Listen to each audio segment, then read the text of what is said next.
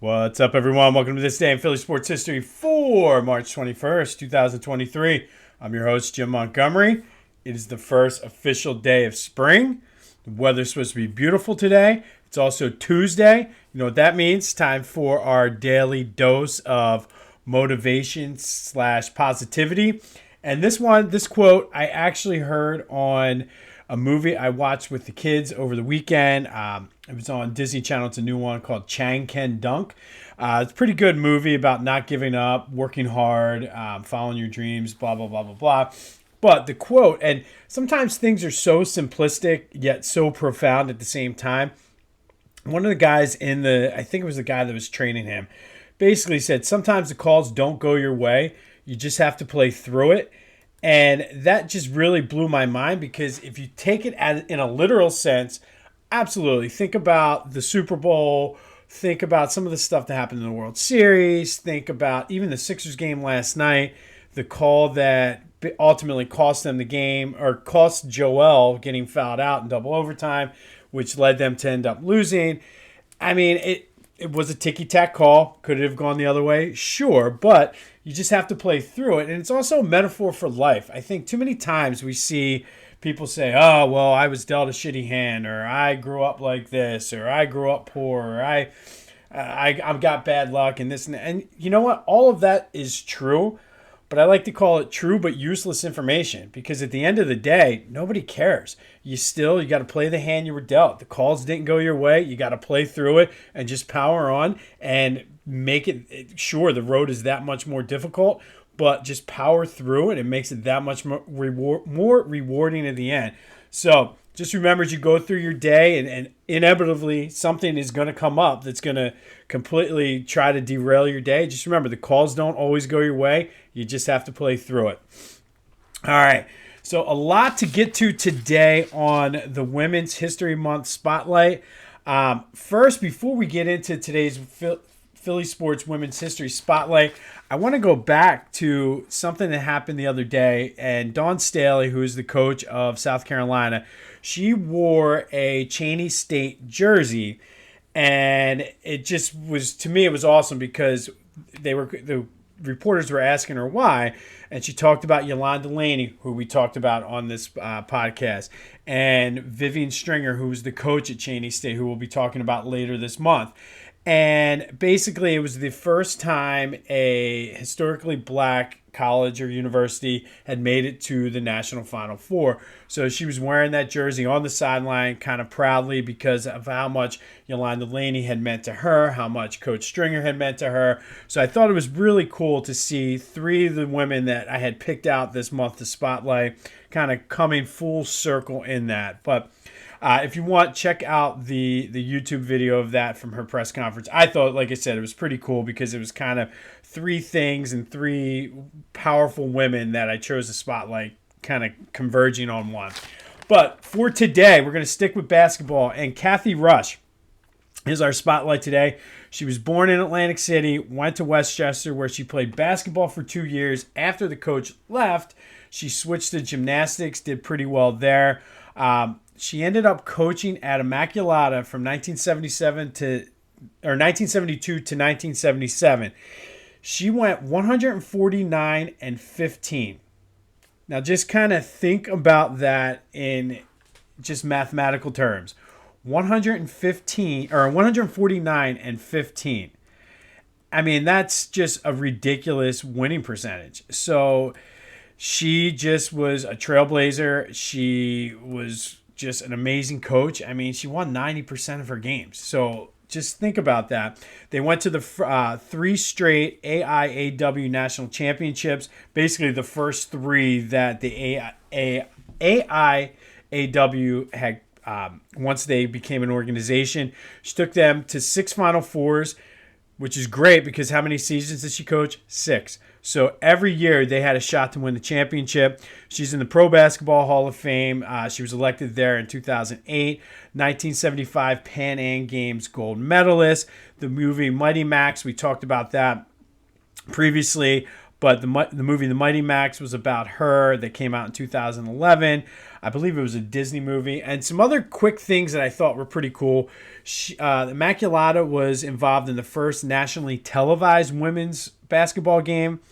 They were involved in the first women's game at Madison Square Garden and the first undefeated team in 1973 for any women's team. So ultimately, what ended up happening is Title IX opened up a lot of opportunities for other universities and colleges to have women's sports. Immaculata stayed strong to they didn't want to give out scholarships. I'm not sure the backstory of that. It's something that Cathy Rush didn't agree with at first, but she's come to accept later in her life. But kind of took Immaculata, who was a small school, and they couldn't compete with the large D1 universities. But today we spotlight Cathy Rush, who was a trailblazer, one of the very best to ever do it. From local Atlantic City, went to Westchester. So very, very cool that she was just that dominant. So shout out to you, Cathy Rush, for all you've done for women's sports and women's basketball. All right, so we mentioned the Sixers. They were tired. I mean, it was a sloppy game. It went double overtime, and the game probably, I didn't see what the opening line was, probably still went under. It was 109-105. They just, defensive struggle. You could tell they were just tired. Harden looked off. Embiid was his normal self, though. 10 straight now 30-point games. Snapped their 8-game winning streak, but no harm, no foul. They're back on the road. They'll be playing in Chicago tomorrow night. So hopefully we can put together and string together a nice win streak after that again. Sticking with basketball and the women's history theme, the only team in Philly that's still playing, they stayed alive last night. The Villanova women's basketball team beat Florida Gulf Coast 76-57 to move on to their first Sweet 16 in 20 years. I'll be looking forward to watching that game in a few days. But good win for them, doing the city proud, even though I know there's a good portion of you out there who don't think that Villanova is a city school, but we'll deal with that when it's slow in the summertime with baseball. Let's put a bow on the C.J. Gardner-Johnson thing. It was kind of ridiculous how everything came out yesterday. Like, his agent was out there fighting with fans on Twitter and whatnot. Basically, I think what happened is the Eagles offered him a long-term deal at decent money. He overvalued himself, or his agent overvalued the market. He went out, couldn't find the money he wanted.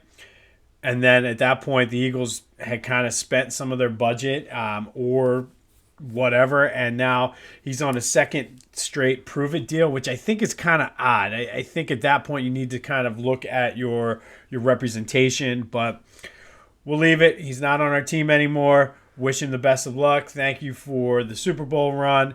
Let's move on. And speaking of moving on, real quick, how about Javon Hargrave out there in San Francisco all of a sudden talking shit like, oh, well, if Brock Purdy didn't get hurt, that NFC Championship game would have gone a lot differently. First of all, no shit.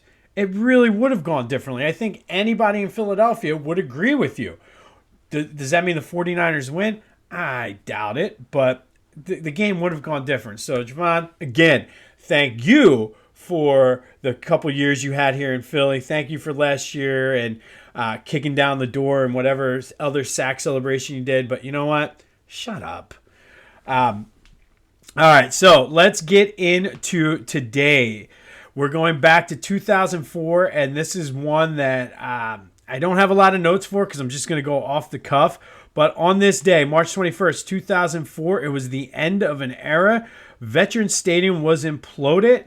And again, I could sit here and wax poetic. It's probably not going to come out good at all. I will say I did cry when that building got knocked down, or the stadium got knocked down, because of how much it meant to me, and just not so much from a sports perspective, but just a life perspective. Went to my first game with my dad. Never forget walking in there for a Phillies game.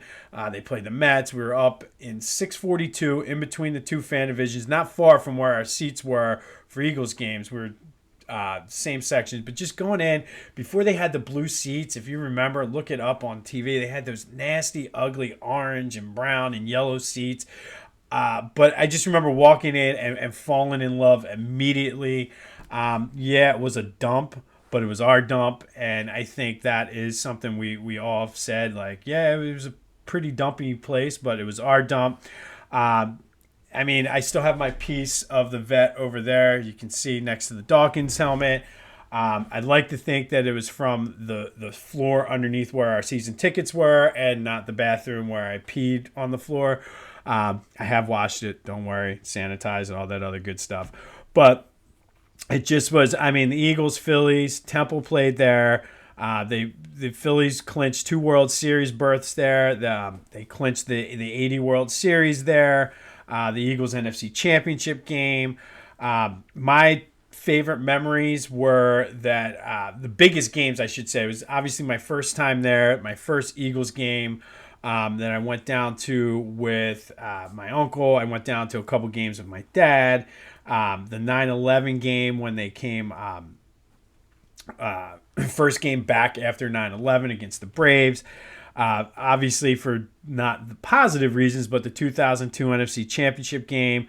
I never did get to an Army-Navy game there, but I mean, say what you want about it. I mean, the turf was shitty. Ask anybody. Michael Irvin. I think it was Wendell. I forget the guy for the Bears that blew out both of his knees jumping up.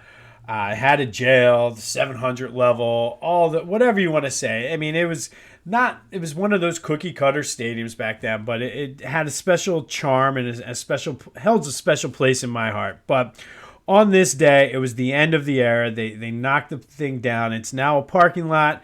There are a couple random markers spread throughout the parking lot there where home plate was. I think there's one where Stargell hit the furthest home run. I think there's also one where the goalposts were. But yeah, like I said, it was a piece of shit, but it was our piece of shit. So shout out to the vet. Still miss it. One of the few times I've cried over something that wasn't a person, just because of what that building, as dumpy as it was, represented to me.